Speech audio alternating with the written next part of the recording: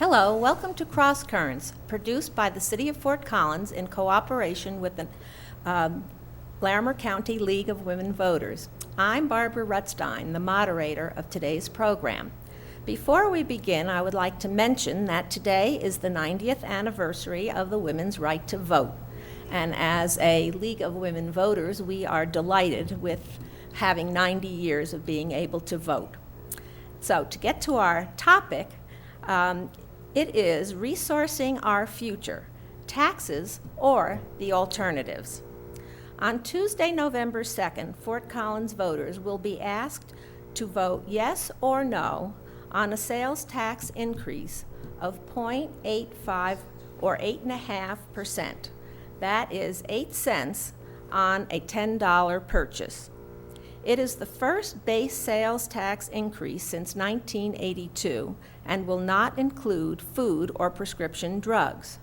It will also exempt manufacturing equipment from the use tax, which is estimated to cost the city between $200,000 and $400,000 per year. Since 1985, the city has been cutting existing and planned expenses to the tune of $24 million in an effort to try to keep up with declining revenues.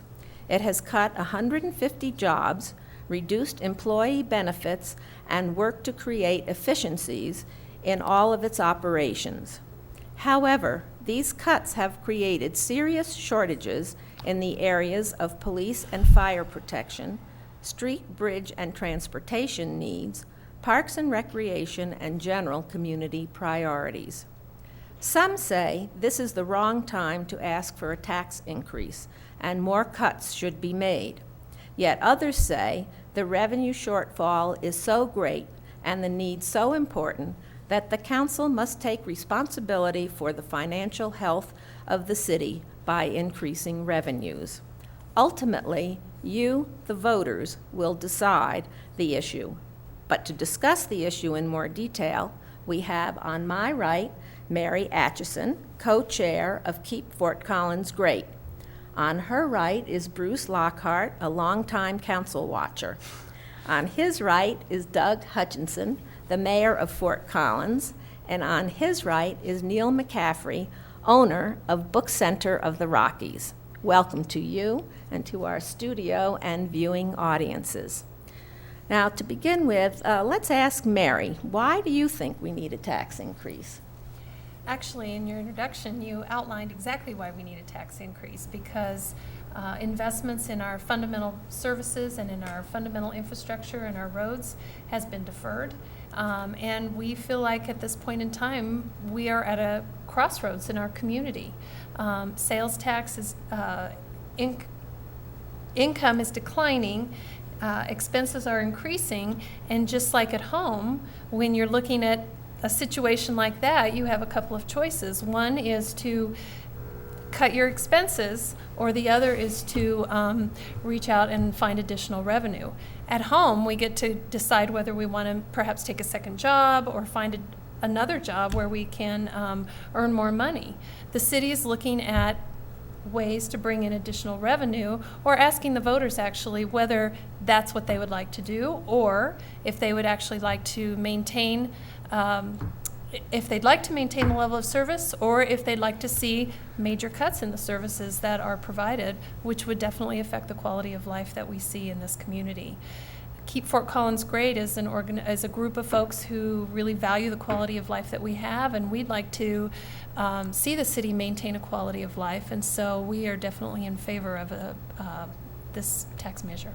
Okay, and I can see Bruce disagrees with you. Why don't you give us your point of view? Well, first of all, we're in the middle of a recession right now. I don't know how long that recession is going to continue, but I have no confidence in the jokers at Washington that they'll be able to turn the economy around at all.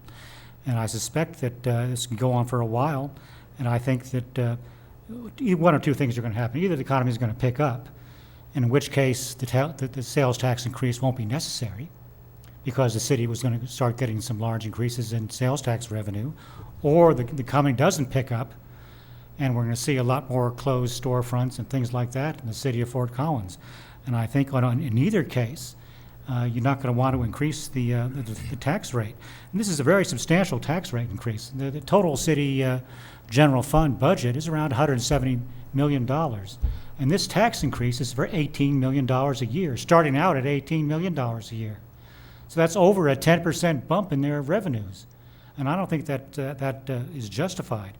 And I think that if we don't pass this sales tax, which I don't think is going to, passing a sales tax is not going to fill out any of these empty storefronts we see in the city of Fort Collins. There is a lot of commercial storefront real estate in Fort Collins that's sitting there empty. And I don't think we will, in order to get a real turnaround on our sales taxes, we're going to have to fill them up. Okay, Doug, what's your perspective? You're the mayor. You know, this has been a community conversation for some time, and we've seen it coming. A year ago, January, at the State of the City address, I talked a little bit about some of the long-term needs, and I think it's a solemn responsibility of governance to look at those long-term needs as well as the short-term needs and making people happy while you're in office. There's going to be things that happen when you leave office. A year ago, January, I said, we have been analyzing needs. We have been cutting, as you pointed out, Barbara, during the beginning, and we can see there's a problem coming. But a year ago, January, I said, we're not going to ask for that conversation with the people of Fort Collins this year because that was in the middle of so many total uncertainties and all the unknowns and the economic chaos. It was not a time to even have that discussion. And we knew we had a little bit of room. This last January, most of my State of the City address was saying the time has come for this discussion. In the previous budget, there was a great debate among council members about how much money to put into roads and street maintenance, because that gets more expensive as it goes on. We were told that we're just at the toe of when those expenses really start increasing dramatically if you don't keep the roads up. That was a year ago. We're here now. So it is the time, and it's driven by the needs. And the city manager has just released the recommended budget for the next 2 years. And let me go over, I'll just mention just a few of the 2 pages of things as to why do we need the tax. It's because for the first time in the last 5 years, we've been great about taking those cuts in ways that don't affect the services that people need and expect from the city. And we've preserved those. We've done that by doing a lot of things internally. The young woman who runs my life, who's my executive assistant, really has 3 jobs now because we had those cuts. Darren Atterbury has 1 deputy city manager. John Fishbach had 4. Darren only has 1 Darren. John had 4. So the reason that it's here is that, and the Coloradoan just called me when I was on the way over here, by the way, and asked some questions about the budget. What's the significance of this? And I said the significance of this budget, is that for the first time in 5 years, despite all of our best efforts, we have used up all of those internal cuts that don't affect services. Now we're having to affect services. And we've been telling people this since a year ago, January, that we were facing this kind of issue. Some of the things that are happening we're going to be furloughing employees in 2011. There will be, of course, no employee pay raises. We're going to, and this is the proposed budget from the city manager, and I know we'll be talking about how people can be involved in this and so on. But the recommendations are, after 100 people with a lot of interaction with the council have gone through this budget, close the Mulberry Pool, reduce the hours and the days at the Senior Center and the Northside Aslan Center and at Spring Creek Gardens. All new park construction will be delayed. That includes 2 neighborhood parks that fees have been collected for. We cannot maintain those parks if we construct them. We will discontinue construction of new recreational trails. We will delay the building of the new fire station that accommodates some of the growth that Fort Collins or would accommodate that. We're making about $1 million in police budget cuts. This will eliminate 5.5 police department positions, which will include things like DUI, night patrol, records, crime prevention, party and riot prevention. We're doing transport reductions. We're eliminating dial-a-ride night service. Those are just a few of the many things that add up to about a $4.6 million cut. As we make these reductions in services, that means that we are eliminating the jobs for the people that provide those services, and that's a very hard part of this whole process, and it's why it's been done so very carefully. But with this budget, on top of the 150 positions, Barbara, that you mentioned, we will be eliminating the equivalent of 61.5 more more positions. Okay, So let me why do we need interrupt the you. tax? You've got it, okay. That's the. But to get back to Bruce's argument that this is $18 million, and he thinks that's too much, if you have delayed maintenance and other needs, how much would the sales tax, or how much recovery money would we need to make up this shortfall? Am I making myself clear? You know, would the sales tax have to go up? Suppose we have a recovery. I'm not convinced that we're going to have one. But if it's 2% or 3%, that doesn't do much for the city budget. What does it need to be, 10 or 20%? Or do you know that? And I'm glad we're going to have a chance to discuss this. The requirements have been, and the needs have been looked at very carefully since starting in 2007 with the first police study. So this is not something we pulled up quickly, but rather it's a methodical study. I'm on the PFA, the Fire Authority Board. That's a very rigorous strategic planning process. We're getting great bang for the bucks because they do spread those issues out. Part of the budget problem is that we have been deferring things that we cannot defer. Several things I didn't mention here. We have to do building maintenance for municipal buildings. We have ignored that for so long that it's now like letting your roof leak gets into your house, then it's more expensive. The same thing, and mostly with streets. 50% of the needs that this tax would fund are street maintenance and street repair and bridges and our long-term infrastructure there. 50% of it. We have deferred those things, and again, I alluded earlier to we're at the point now where the cost of that fix gets much greater. They just gave me some information about. Well, why don't we get to that? I want to ask Bruce now. How much would the sales tax have to go up to make up this kind of money to fill these needs? Because you say, well, maybe the economy will recover. Do we know how much more sales tax we would get on a 1% increase or a 2% or a 10%?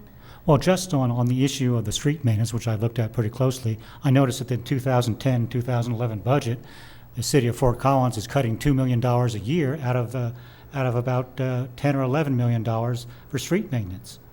But there are things that are cut in the budget, and there are things that are not cut in the budget. Okay.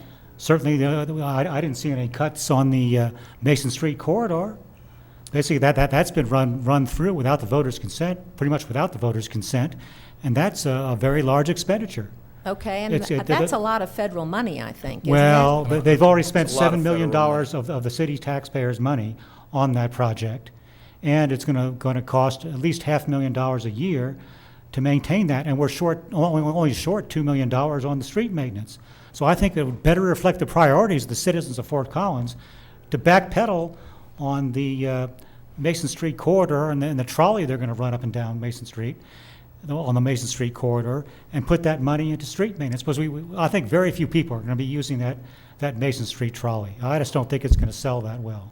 Okay. And I think everybody uses the streets, and I think that's, since everybody uses the streets, that should be the priority. There should never have been a $2 million cut in street maintenance.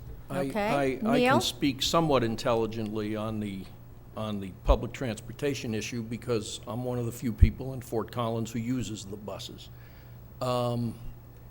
With rare exceptions, the buses are not full. 5:20 on a weekday afternoon is one exception. I take the bus up during commuter times. I take it down during commuter times. Occasionally, I take it across town during commuter times. On the crosstown bus that I take, and I count the number of people, there has never been, in 2 years of taking the bus, there has never been more than 4 people on the bus. Never.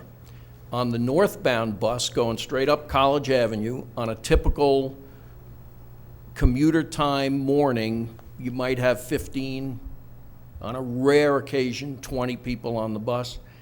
There is money that needs to be wrung out of transportation. It's very simple. It needs to be wrung out of public transportation. I know that federal dollars come into play here, but first of all, federal dollars are tax dollars. They're coming out of our pocket. Maybe it's a different discussion, but when we had this discussion privately with the city, I asked a question: why are we using the kinds of buses we're using? Because they cost so much to run. Why aren't we using minibuses? And the answer was, well, if we don't use the big buses, we won't get federal dollars. Well, excuse me, federal dollars are tax dollars. There are dollars. They need to be husbanded carefully. But back, if I could, to the original point Mary made. We are in a recession. Everyone agrees. Everyone understands that in spite of what they tell us. We're in a recession. The numbers that have come out this week are drastic. They really are. Today, 1 in 10 homeowners who has a mortgage is late with his mortgage. In Fort Collins, in the month of July,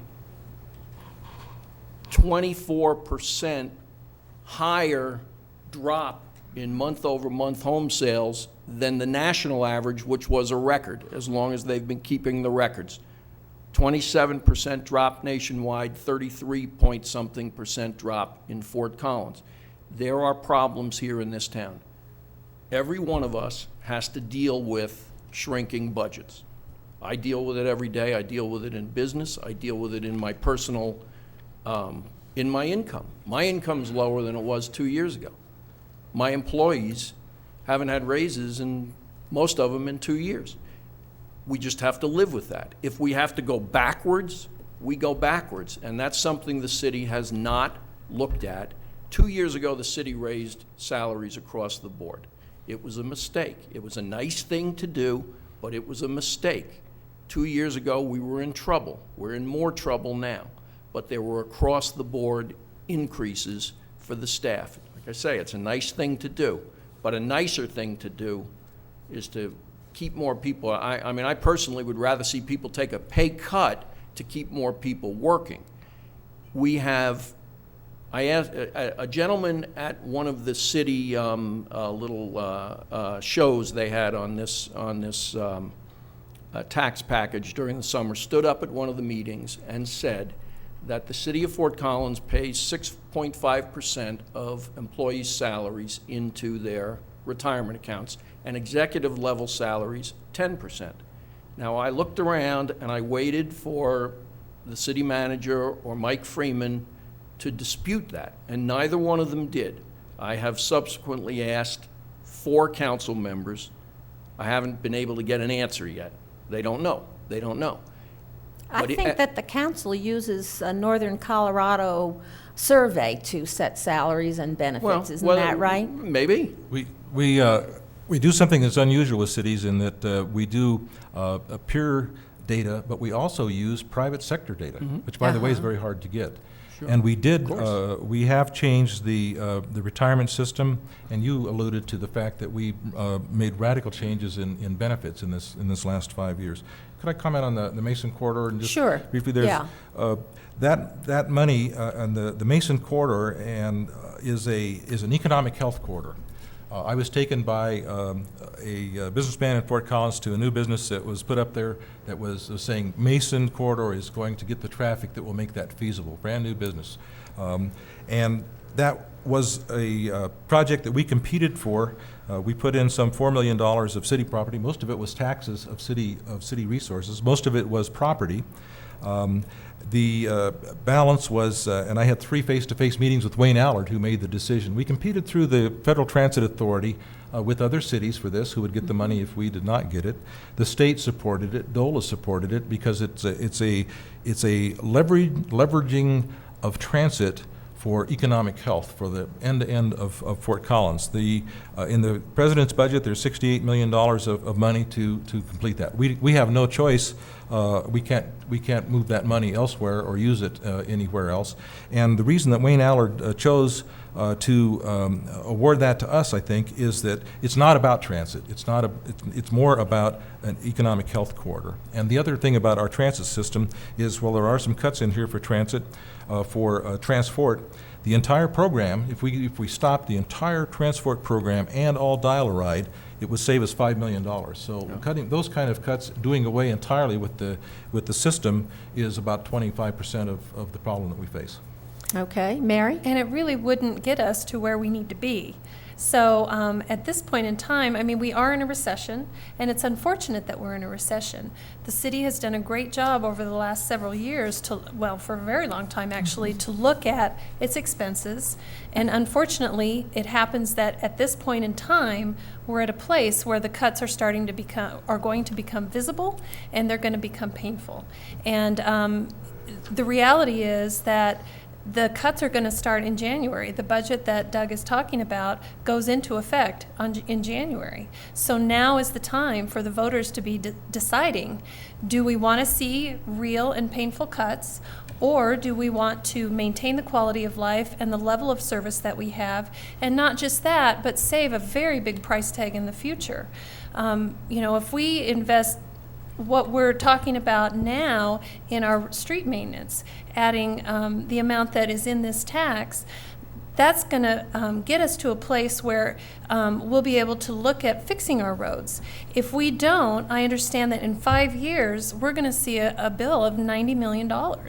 And I think that the voters are smart enough to understand that we need to invest now, and we need to make sure that it happens now, regardless of whether we're in a recession. Okay. If we don't have the money, though, it doesn't matter. If personal incomes are down, here's the Wall Street Journal. Incomes down in most metro areas, and where they're up, it's federal salaries, except for 2 cities where personal income is up because unemployment benefits are so high, but salaries are down. Here's today, the home situation. Another report that came out today, Americans are taking money in droves out of mutual funds and in record numbers in the second quarter out of their retirement plans early, paying tax penalties for it, and they're doing this to make ends meet. To heap a tax, and I don't care how small it is, there is, in addition to raw numbers, there is a matter of leading the citizens and making the citizens understand that sometimes you have to get by with less. I can't fix the windows in my house that we want to fix because I don't have the $8,000 to do it. Am I going to turn to my neighbor and ask him, give me the $8,000? This is what a tax does. We have city leaders who have worked hard. Nobody disputes that they have worked very, very hard. But the fact that there have been as many cuts as there have been, and we still appear on the top 10 cities to live, you got to scratch your head and wonder what was going on with all that money before. John Fishbach having, I hate to single him out, but you mentioned his name, so I'm having 4 assistants. My God. We fixed that. You did. And I said, you've done a great job. I'm not disputing that. Look at some budget numbers here. We are making cuts, but we did them like President Obama did them. He came in, he jumped the budget by almost 100%, and then stood up in Congress and said, we've got to freeze the budget. Oh, okay. So here I'm looking at the 2007 budget, and I'm seeing in parks, I'm seeing a 10.6% increase from 2007 to 2009, and now we're cutting a little bit in 2010. I'm looking at almost a 50% increase in natural resources from 2007 to 2009, and actually it's going up again in 2010. Now, does that come from a particular tax? The Good natural question. resources? That'll come from the. I don't know. You know, quarter there are cent, so many, Neil, you might want to put this in perspective. There are so many adjustments between what that includes and so on. The real number to look at, if you're talking about the budget increase, is looking at the general fund, the amount of the general fund. And Well, that's this is what I'm been looking at. I'm quite looking flat. at the general But fund. you're talking about adjustments within the general fund, but Yes. that overall level has not Yeah. changed. In fact, it has gone, we're down. Yeah, the thing is that some taxes are dedicated. I think there's a quarter cent That's- dedicated to that- parks. Well, So okay, if that I'll buy goes that. up, But the Poudre Fire Authority isn't dedicated. We lost that. And by the way, one of the questions that came up when we started this discussion was, when might one of us be in favor of a tax increase? yes, that's right. In 2000, in the budget cycle, when the library district came into play and basically saved the city from putting, from Transportation needing, maintenance fee. yeah. When that budget cycle came in, there was a sales tax initiative put on the ballot, and there was at least one council member who was adamant that that sales tax initiative be broken up into 3 initiatives: fire, police, health, and welfare at that time. Now there are 4 issues involved in this sales tax, and by the way, the council voted it down. I think Mr. Mayor was in favor of breaking it out. I don't remember. I was not in favor of of that sales tax. It was a quarter-cent tax, Right. which was very short of any of the realities on the needs. And so that was, and we were still in the middle of, that was long enough ago, Neil, that we were still in the middle of those cuts and doing all the things that we could internally without impacting services, and we hadn't really gotten there Right. yet. As I say, we can't have this conversation except for the last 5 years. of Right, hard work. no, I understand that, but the point is, council was given the chance to break this initiative out into different, into 4 initiatives. I would have voted for, certainly for the police initiative, if it were broken out. And I Okay. stood back there 2 nights ago, as one of the councilmen came to us and said, "I can't believe you guys are not supporting this thing, you're gonna kill yourselves." And I said, I tried to help you out, I asked you to make that adjustment, and you said to me, it's not going to happen. And it didn't happen. And the result is, we don't have the opportunity to pick and choose where maybe we should in a difficult economic setting. Okay, Mary? I'd like to say that I'm glad that they're not broken out, because we need all of these services, and the city needs them, and it affects the quality of life in the community that we all love. And so I'm glad that we have a question that asks the voters for what we need. Okay. Are there any questions in the audience? Yes. Identify yourself and then ask your question, please. Sure. Gary Thomas. I live here in Fort Collins. First, thank you all for coming here tonight and doing this. It's a great community service. The economy's come up a lot tonight, and one of the questions I guess I'd have, and perhaps from Mr. Mayor or the others, what in this package helps us attract business? Is there anything in this tax initiative that will improve our competitiveness as we try to get more investment into Fort Collins? Okay, who wants to start? Well, I can start with that. I met with the Midtown Business Corridor people for 2 hours talking about this issue.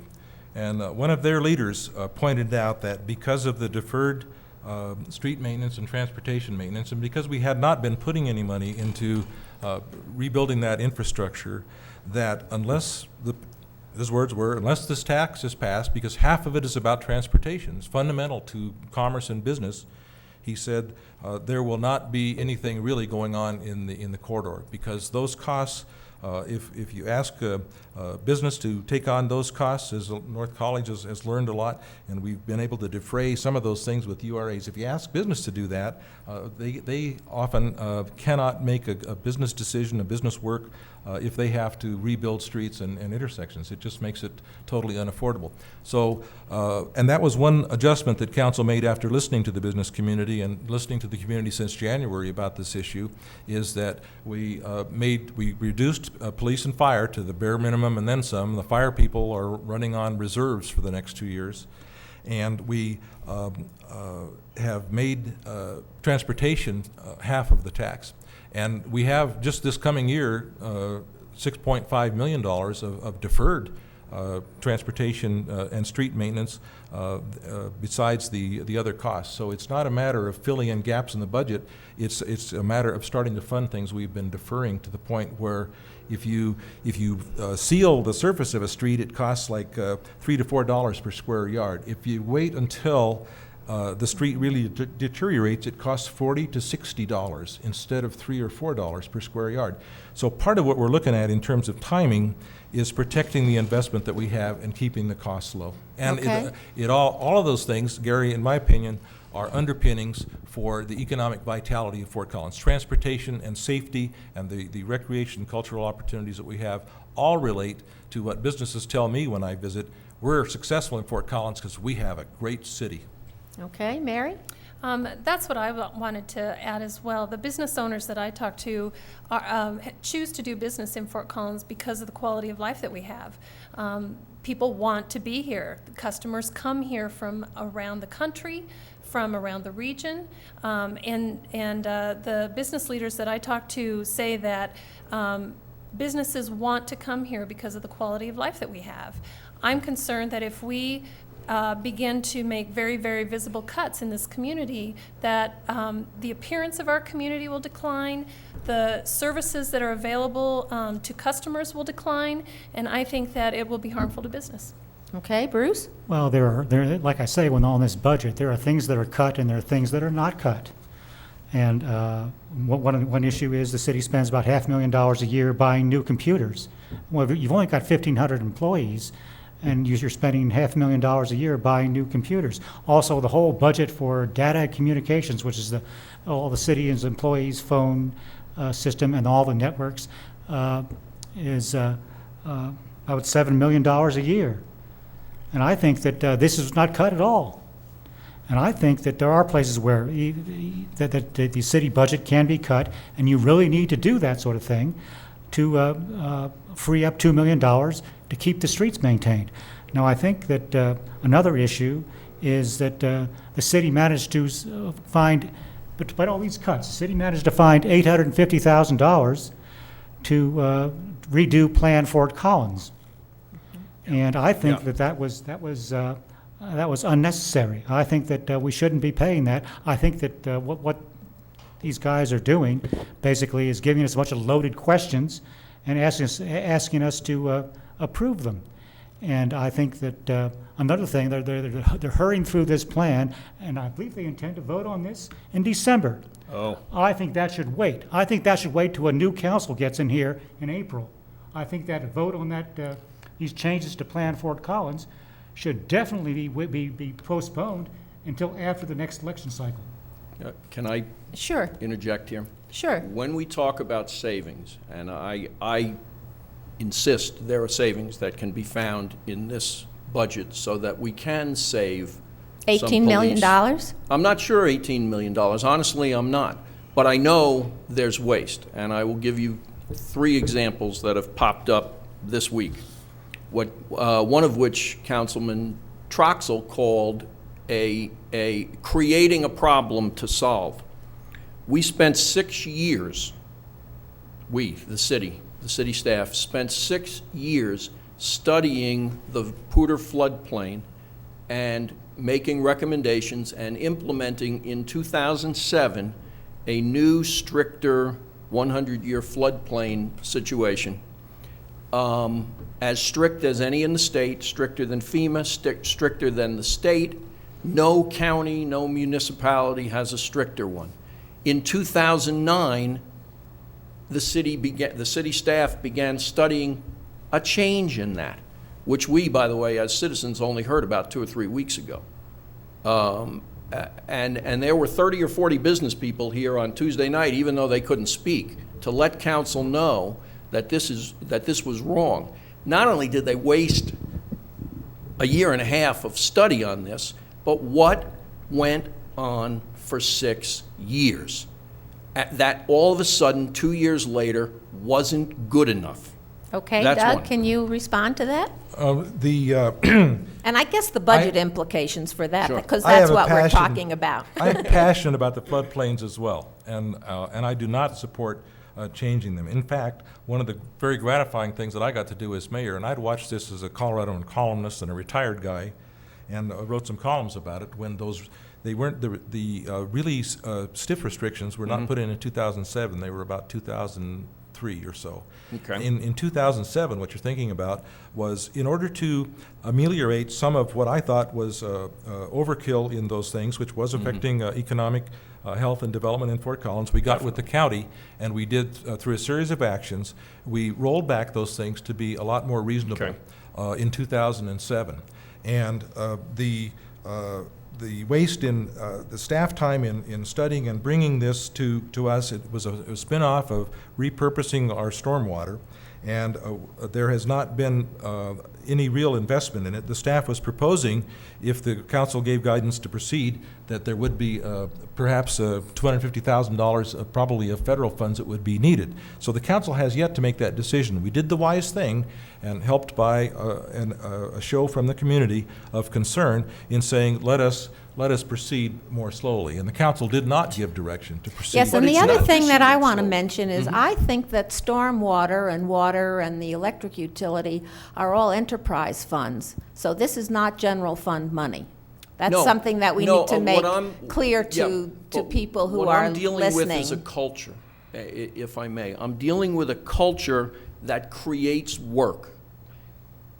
all of a sudden, Old Town isn't good enough. I know this is something that's close to Mr. Mayor, so I apologize And for me that. too. But I'm sorry, I apologize to too. you too.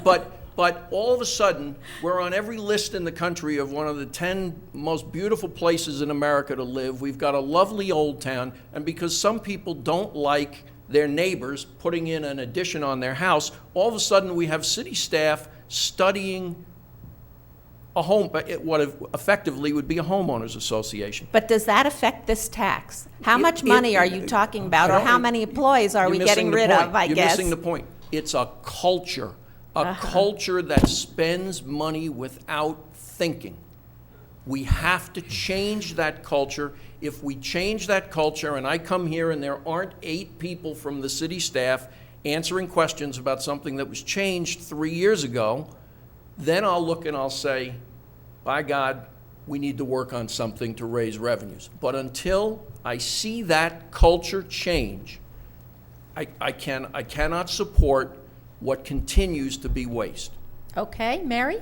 Well, I would like to respectfully disagree because I actually highly value a community that provides good governance in looking towards the future and being able to plan for the future, studying issues. I value that. In regard to waste in the government, and I feel like we're at a time now where we can't just cut around the edges anymore.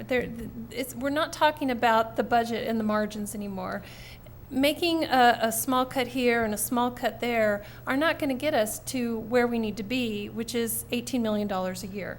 And so I think that, in any organization that's got a $170 million budget and 1,600 employees, there are likely to be places that can be cut or inefficiencies that need to be looked at. And I certainly encourage city staff and council to continue to look at those and clean up those areas that need to be. And I think that Doug certainly agrees with that.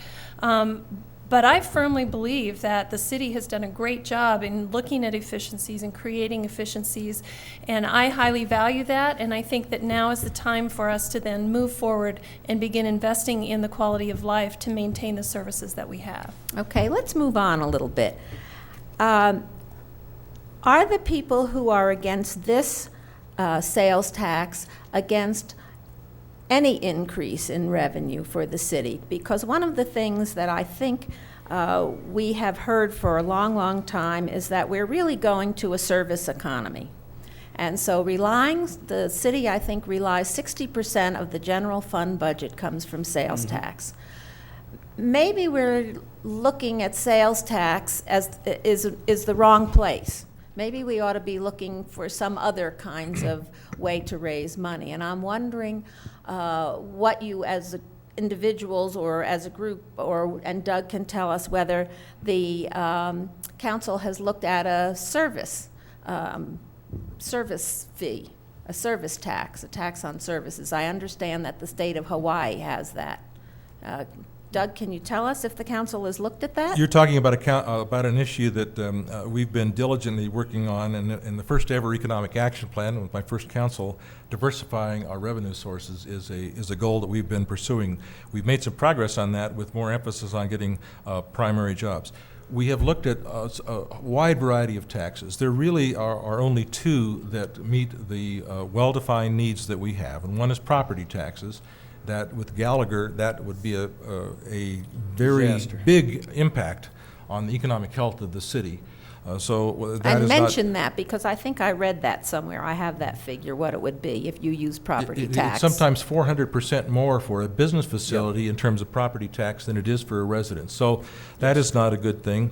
We've looked at, even talked with some of our legislators about taxes on internet. That's something that may have to be considered. None of those things come close to doing what is needed now. This tax proposal on the ballot has a 10-year sunset. It expires in 10 years. We will have the time to continue looking into alternatives, and I think that's a great motivator to us and to subsequent councils to investigate that even further. Let me talk about, you brought up the transportation utility fee that was discussed briefly. That is a fee is has to be linked to providing a service.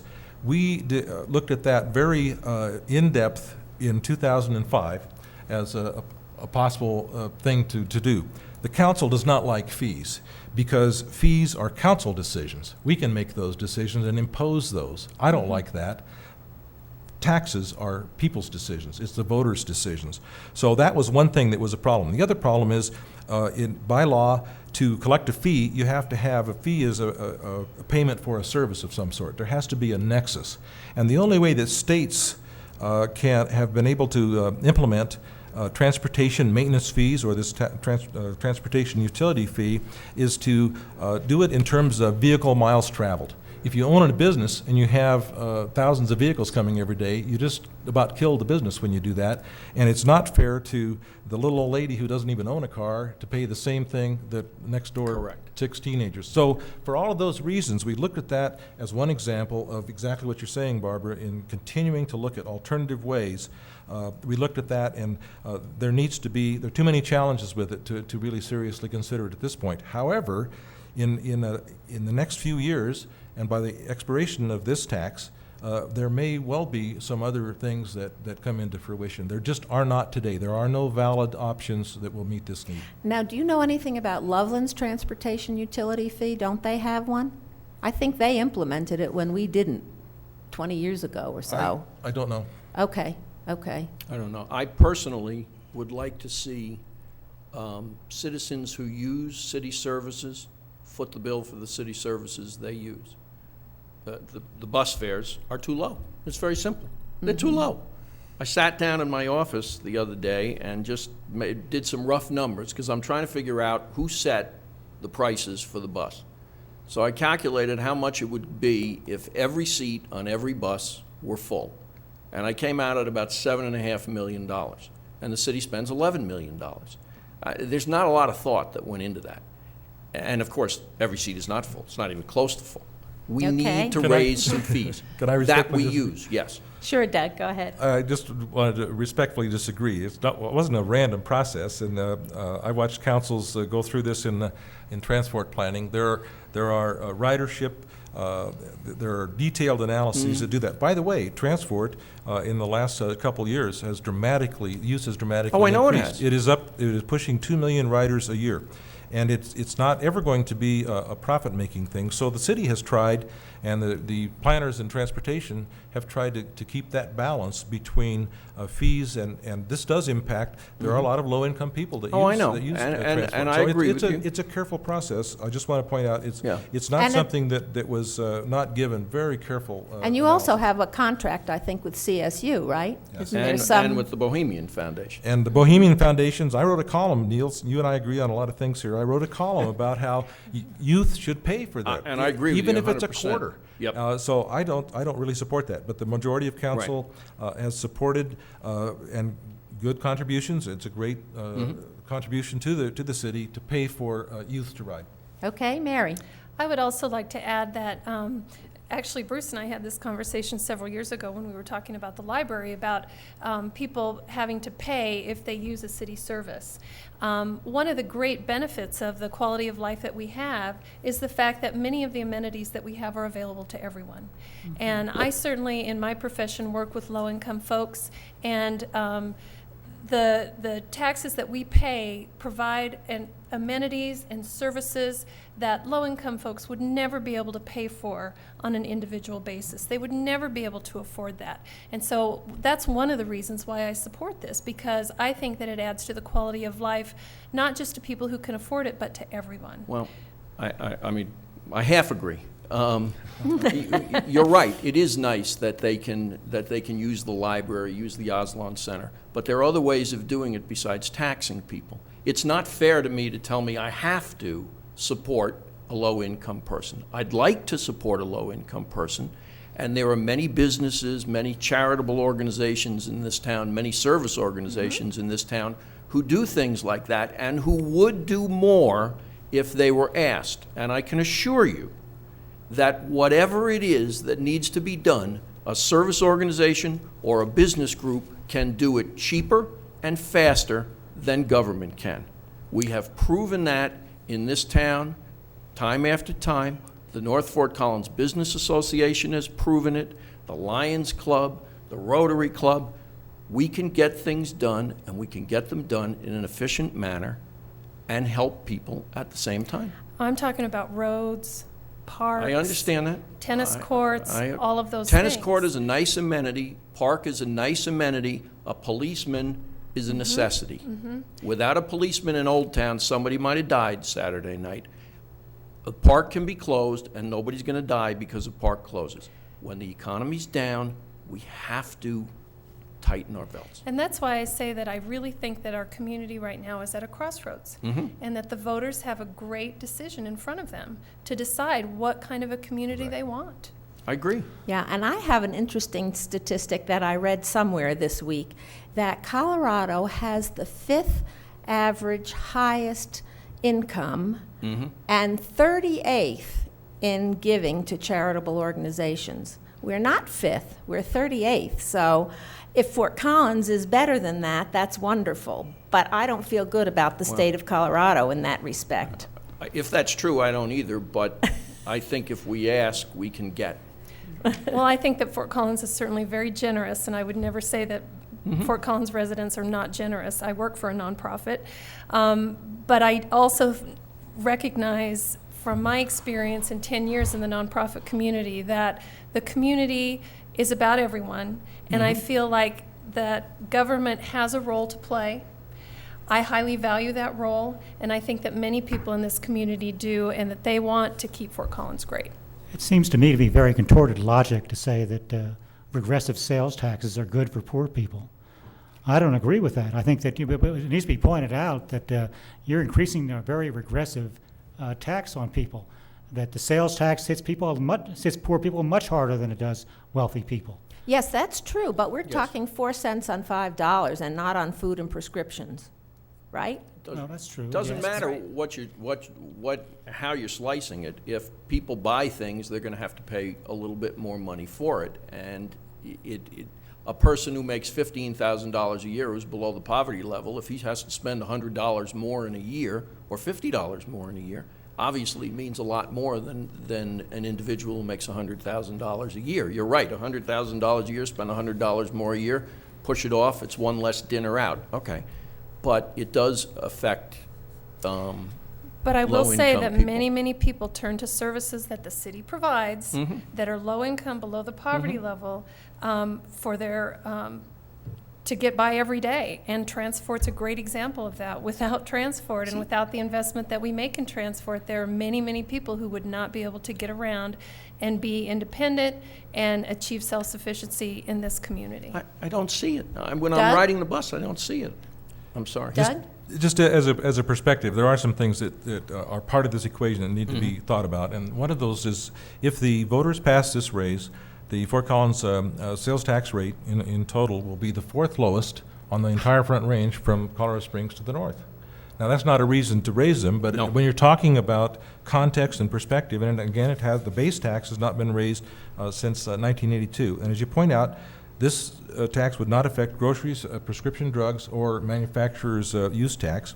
And one of the things that people in Fort Collins need to understand too, as they consider this, is that sales tax dollars, 25 cents out of every dollar that the city receives in sales tax revenues comes from people that do not live in Fort Collins, that are here for cultural events, that are here to enjoy the 50 parks that we have or whatever, and that are here passing through or visiting. And so those things are factors that play in this, and I think we should make sure that we don't. This is as low as we can do and meet those well-defined needs. Okay, now there was another point of contention, I think. People objected to the 11% of the money that would be left to the discretion of the council, and it talks about community priorities. How did you arrive at the community priorities? I'm really glad you brought this question up because some people have been concerned about this. Council, because it was not designated, because this is part of a base tax, council responded by discussing and passing a resolution that listed those priorities. I was for this 11% category primarily because without that, we could not use any of this money for economic health measures and for economic vitality in Fort Collins. So the council passed a resolution clarifying what that can be. The interesting syntax around this issue is council might make some decisions on what to do. We're your elected representatives. The city council puts together the budget every year. We listen to you, and you alluded that we were going to talk a little bit about that process. We have a great process of citizen involvement so that your elected representatives respond to you in terms of what we need to pay for, what services we need to have. And Darren Atterbury, as city manager, cannot spend a single penny of any tax money unless the council approves the budget it's in, number one, that you have full visibility into, and we're starting a series of about 17 meetings with this budget to get your input. And the council also then has to appropriate that money. So the idea that, gosh, council might make a choice on how to spend this money is a little bit of a non-player. We have a system where the council members are the ones listening to you, serving as your representatives. Our biggest responsibility is spending the money the way you want it spent, and we spend every penny of it. Okay, Bruce disagrees, I know, and then I'll get to Mary, and then we'll get to final comments. This issue about making a resolution to discuss what the 11.1% of the sales tax is going to be used for is a canard. Basically, it's a resolution isn't any more binding than your New Year's resolution, because you can on the day after the election they can change it to whatever they want. Resolutions aren't binding. The city council can change a resolution anytime they want. And before this is finally decided, Kelly Olson said it ought to be a 1 cent sales tax, and it should not be specified in any way. And he was being honest, because he knew that despite all these categories that say about you're going to spend this on this and this on that, he knew by serving on city council for as long as he has, that a skillful city manager can move money around pretty much at will. But that's the John council Arnold, to watch, John right? Arnold certainly did it on your reign, and I think also that basically he was telling the truth, which is always a dangerous thing for a politician to do. But I think that despite all the categories and listings you see on here, that the city council can play with these things and move money around as they want. And also, we can't say that there hasn't been any tax increases, because there was a $7 million tax increase that Mrs. Atchison enjoys here. But that wasn't the base rate, right? That's that you took money. It's the total burden on the citizens of Fort Collins went up by $7 million a year to fund the Poudre Library District. Mm-hmm. And I think that ought to be mentioned, that they're wanting an $18 million tax increase a year, but they just had a few years ago a $7 million tax increase for the library. Okay. Not city tax. Yes. No, but it saved the budget, is what Bruce is saying. It allowed us to not have to seriously consider the transportation maintenance fee. Right. And it was the right thing to do for a lot of reasons. Okay, we have about 7 minutes left.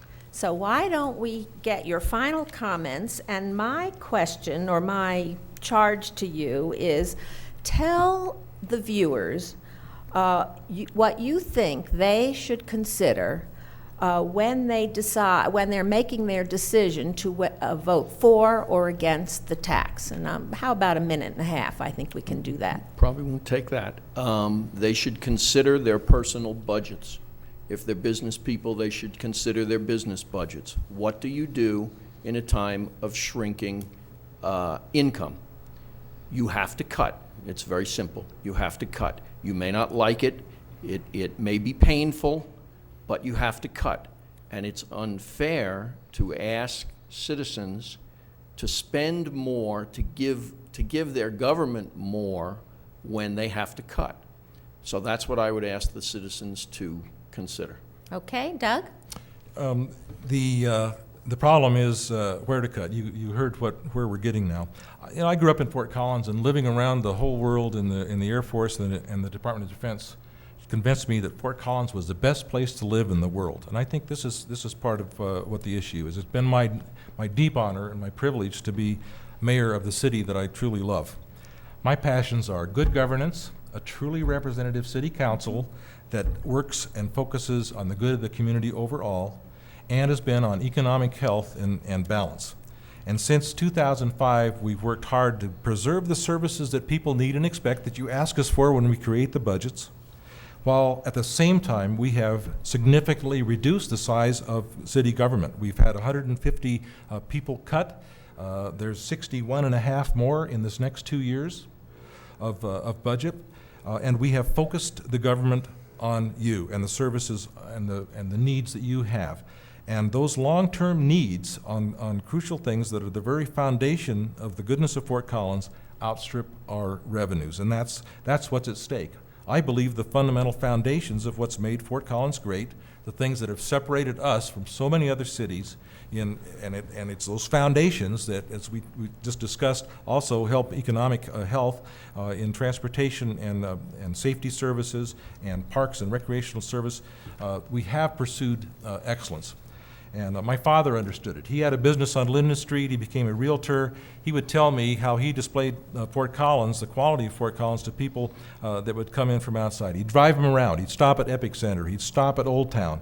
He'd stop at the Lincoln Center. He'd stop at City Park, and he'd drive through our excellent neighborhoods. He loved Fort Collins, and he passed that love of Fort Collins along to me. So based on those kinds of things, look at the details.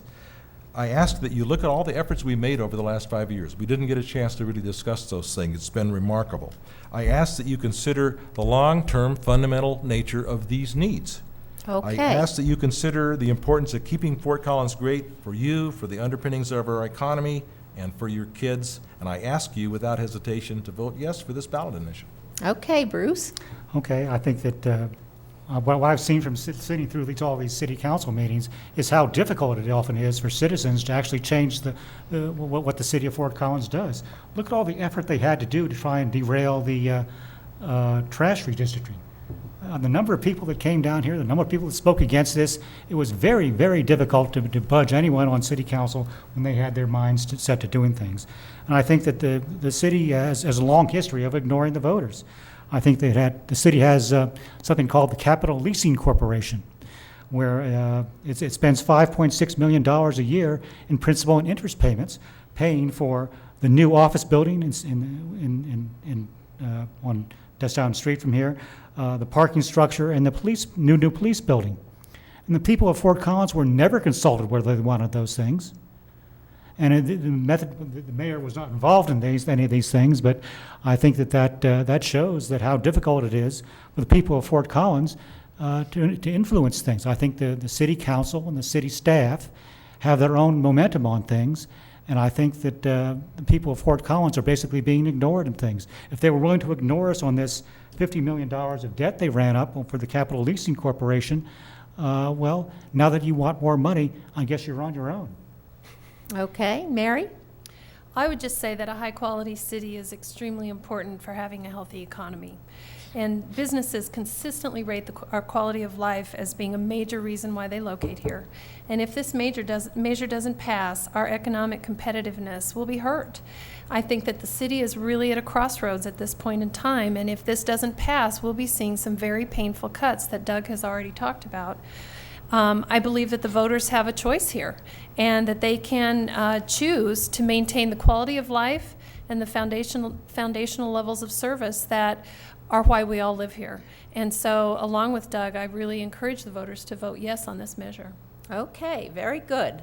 This CrossCurrents program will be rebroadcast at various times during the month on Channel 14 in Fort Collins. Please check your local listings for the exact times and dates. Copies of recent CrossCurrents programs are available for checkout from the Poudre River Library District, libraries at 201 Peterson Street, and the branch at Front Range Community College at Harmony Road and Shield Street. Thank you to our panelists, to our studio audience, and to our viewing audience. Thank you. And don't forget to vote November 2nd. Thanks. Bruce, thank you.